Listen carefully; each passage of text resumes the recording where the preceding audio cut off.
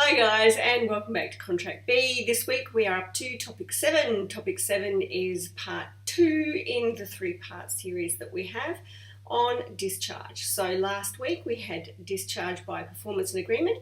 This week we have discharge by termination, and next week we have discharge for frustration. And I know that it's getting towards the back end of the course and you're probably getting a little frustrated yourself, so it's probably a timely week next week to discuss frustration. Anyway, this week, termination. It's full of a whole stack of case law, but it's actually pretty good case law. The kinds of cases that, again, I know I keep saying this, but I'm sure you will remember 10 years, 20 years hence. And without further ado, let's have a look at discharge by termination. So here we are at our Prezi with our cute little Grim Reaper, death of the contract by termination. And so we're going to wander over to the right here and look at termination. I've already kind of mapped out where we're going this week, next week. So what does termination actually do? Well, obviously, it ends things for both parties and you can claim damages. But what I wanted to do quickly was just to stop and to make sure we're all on the same page in relation to the two big ones, the two main ways of ending a contract. We already know about rescission, don't we, from our excursions on mistake, misrepresentation, unconscionable conduct, all of that good stuff. That rescission is, well, it's an election that the innocent party may make once you know about that vitiating factor. It unpicks the contract, so it unravels that contract right back to the very start point, and in fact past that. It's as though there was nothing left. And if the court actually has to go ahead and make orders for substantial restitutio, that's exactly what they'll do. They can make orders to return assets, refund money, get everybody back to that original pre-contract position. Okay, termination. Now we already pretty much have an intuitive idea what this is all about, but it stops that contract dead. Okay, it finishes the contract. However, it's not voided ab initio. So everything that happened to the date of termination stays on foot. And if you're the party that has actually got to perform something and the time to perform has already occurred pre-termination, then you may well still have to perform.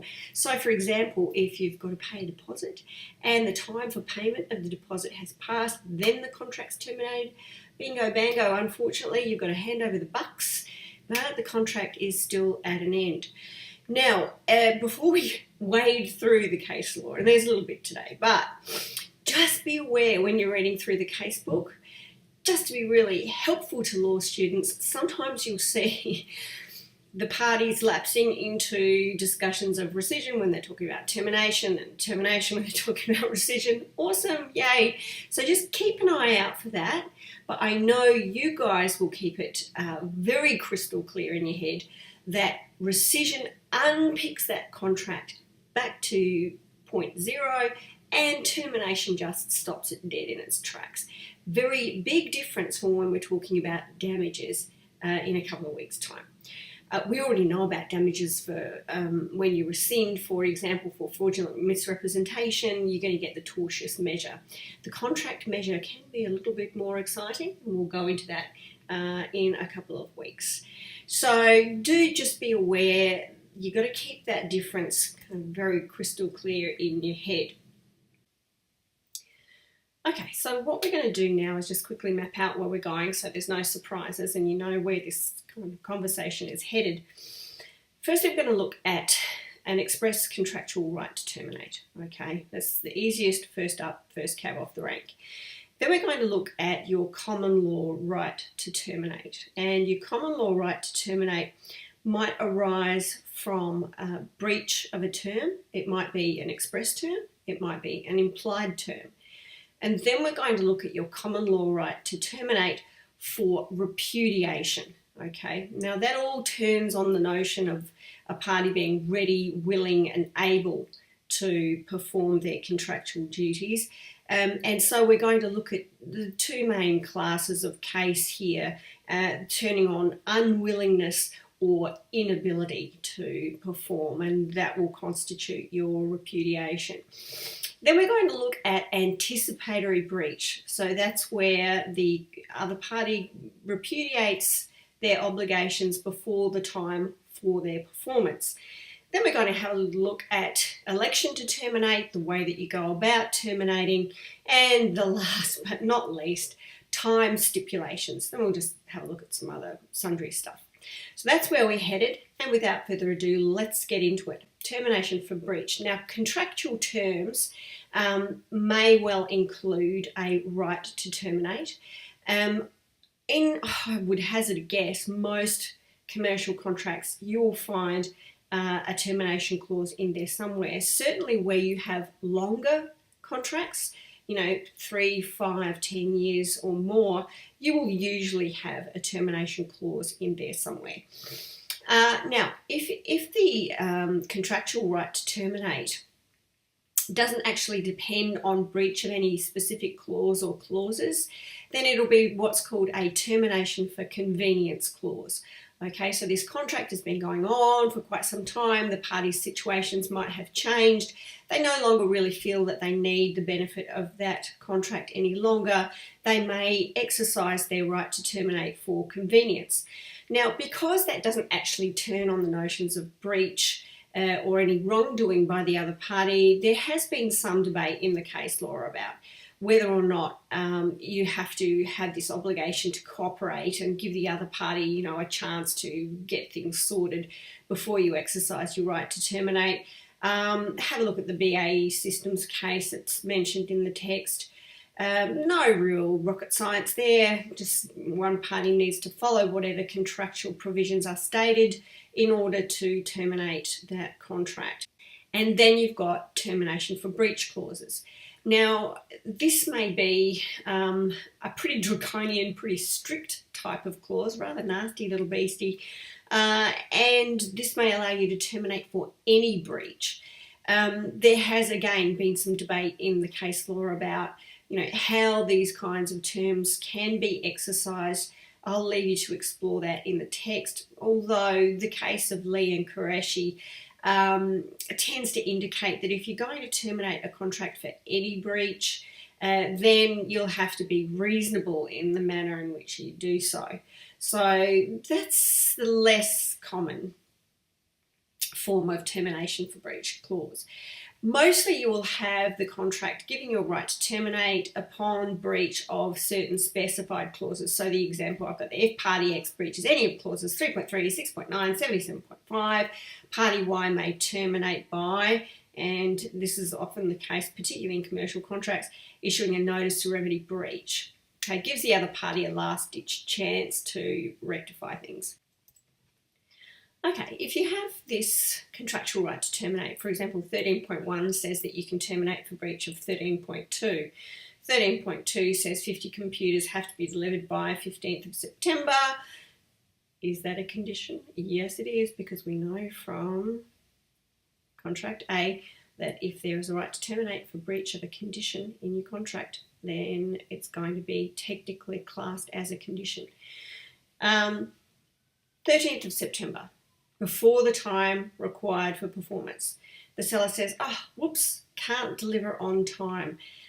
You can't rely on clause 13.1 to terminate. Why is that? Obviously, because the time for performance, the 15th of September, hasn't yet rolled around. So in that kind of situation, what do? You will rely on your common law right to terminate if you wish to terminate then and there before the time for performance. So you simply accept the seller's notification that they can't perform as a repudiation of their contractual obligations. You terminate then and there on the 13th of September. Otherwise, what you can do is what the parties did in Foran and White, and you can wait. You don't have to accept the repudiation on the 30th of September. You can wait until the 15th of September. On that date, it will crystallise into an actual breach if the non-performance continues, and you can terminate for the actual breach. So that's your contractual right to terminate, and how it kind of works in with your common law right to terminate where you have a situation of anticipatory breach. Okay, so if you wish to terminate at common law for breach. It's not just express terms that you can terminate for breach of, it's also implied terms. And the text goes into a few different examples. Probably the easiest example to mention is the Body Corp and Community Management Act, designed to protect purchasers that buy into buildings that have common property. And Section 223 says a warranty. There's going to be no defects in the common property or the body corporate assets to the knowledge of the vendor, other than as has been disclosed in the contract, breach of which gives you a right to terminate. You can't contract out of that provision, so it's a mandatory provision that's implied into contracts of sale of relevant body corporate managed properties. Now, if there is a breach of one of those warranties, obviously you're going to be able to terminate at common law for breach of the implied term. In terms of express terms, we have potentially a breach of an essential term that will give rise to a right to terminate, and a serious breach of an intermediate term. So we know, don't we, from Tramways advertising case and from associated newspapers and banks, that if it appears from the whole of the contract or a term or terms of the contract, that particular promise is of such importance that the promisee wouldn't have even entered the contract in the first place unless they knew they were going to get strict or at least substantial performance of that term, and that was apparent to the promisor, then that is the kind of term that's going to qualify as an essential term or as a condition, and breach of which gives rise to your right to terminate. Also, Hong Kong fur. We remember Hong Kong fur. There can be these weird little limbo terms that aren't a warranty, they aren't a condition, they're neither. You don't really know how they're going to affect the parties until there's been a breach. Now, if there's been a breach of this kind of intermediate term and the consequence is such as to deprive the other party of substantially the whole benefit of the contract, or it goes to the root of the contract, that's more than likely going to be interpreted or construed as a breach of a condition, and you'll have your right to terminate arise there. But if the consequence is really only trivial, then you can't terminate for that breach. You can still claim damages, but you can't terminate for breach. So having done that little revision, we need to keep that in mind when we're talking about termination for breach. And now we come to repudiation, yay, which is a fun little area of contract law, all about the dummy spit. Never. So it's where one party says that they're not going to perform a contract, or shows an intent not to be bound by something that they do, or they say, I'm going to perform this contract however I please, and no contract term, no little pesky term's going to stop me. It all turns on the notion of parties being ready, willing and able to perform their obligations under the contract. Now, if they're not able to do that, then they may well be engaging in repudiation. The test here from the Cooper 2 case, I don't know if I said that correctly, High Court case, quite recent, was would the expression or conduct indicate an unreadiness or inability, so there's the two key terms, to perform? Would it indicate to a reasonable person that the contract or a fundamental term of the contract had been renounced? So it's an objective test, and we need to look at those two major forms of repudiation. Okay, in relation to unwillingness, you might have the situation where you've got a breach of an essential term. Now, that's not necessarily going to constitute a repudiation. It'll just be breach of an essential term, which gives rise of itself to the right to terminate. However, you might find that the way that the essential term is breached does go further than just breaching one term of the contract, and it actually indicates an unwillingness to perform at all according to its terms. And here, if we revisit associated newspapers and banks, you remember that there was that stipulation that the cartoon had to appear on the front page of the comics section.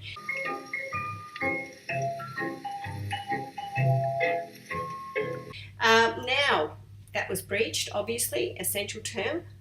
Right to terminate arises at that point. However, where you've got this persistence in that recalcitrant attitude by the newspaper, and they keep publishing that cartoon elsewhere than on the front page of the comics section 3 weeks in a row, the court says, hang on a minute, now you haven't just breached an essential term, you've shown an unwillingness to perform the contract, and therefore you have repudiated.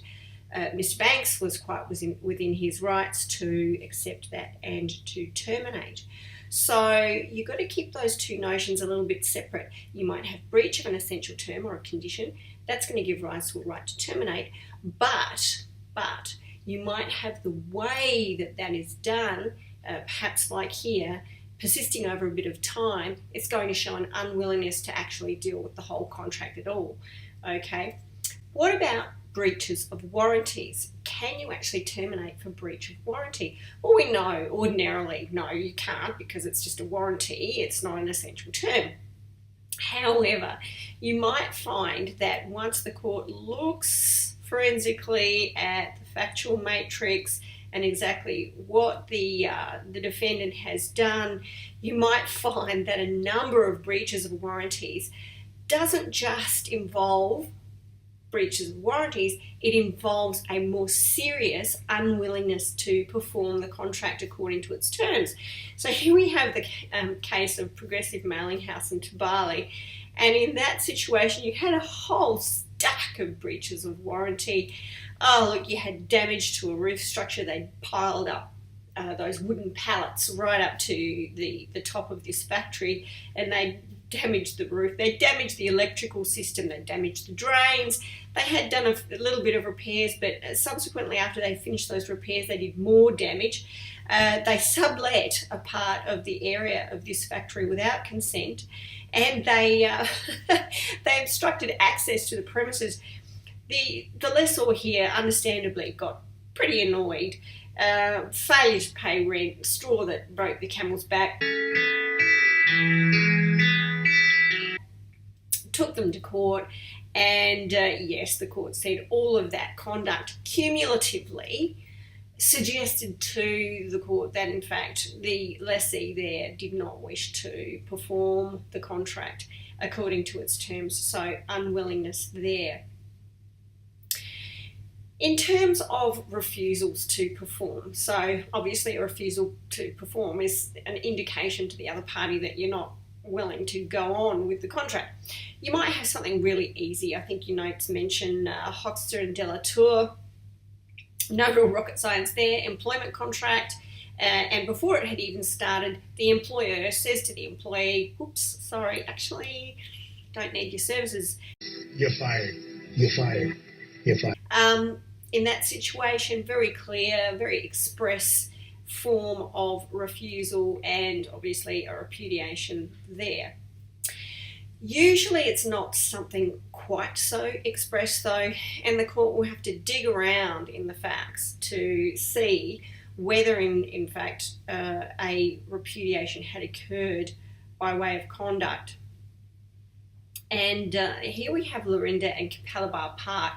It's kind of unfortunate your casebook splits the discussion of this case over a number of different headings, but it's one of the cases that you probably should get across because it's quite effective in terms of both an implied repudiation by conduct, but it is also useful in terms of our examination of time, which we'll talk about in just a moment.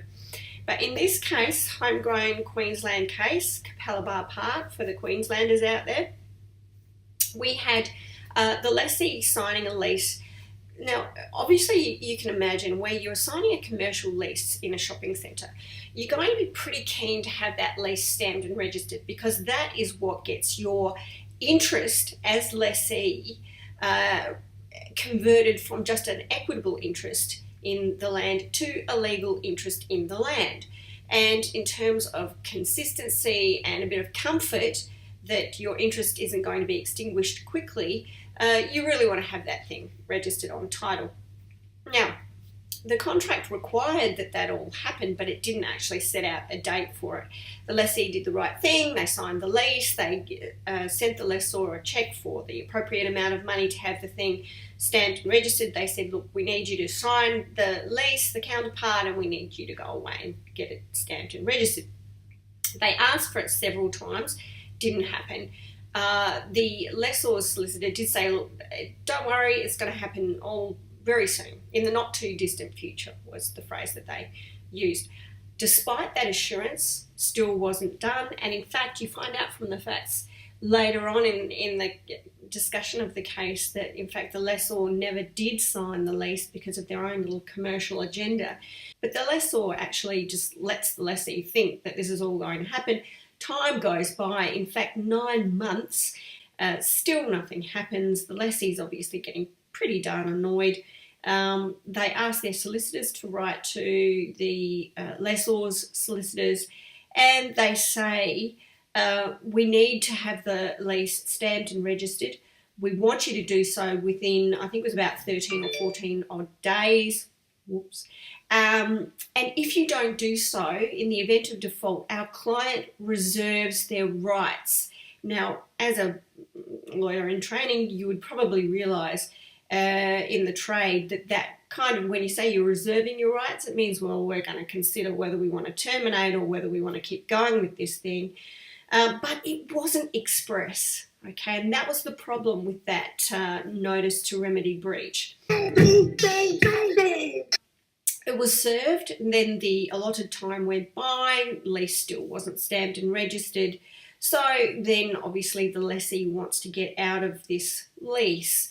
It was held that the letter was ineffective, but the combination of the lessee asking quite a number of times to have this lease stamped and registered, plus that assurance that it would be, even though the thing hadn't even been signed, plus that significant delay of 9 months, all added up to a repudiation, a refusal to perform the requirements of the lease as they had been set out, and therefore the lessee could get out of the lease there.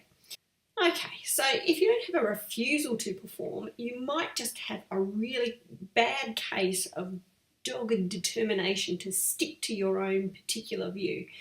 And if your view is that the contract should be performed a certain way, but it's erroneous, and you stick to that interpretation of the contract and you won't perform it any other way, it may be that your conduct constitutes a repudiation.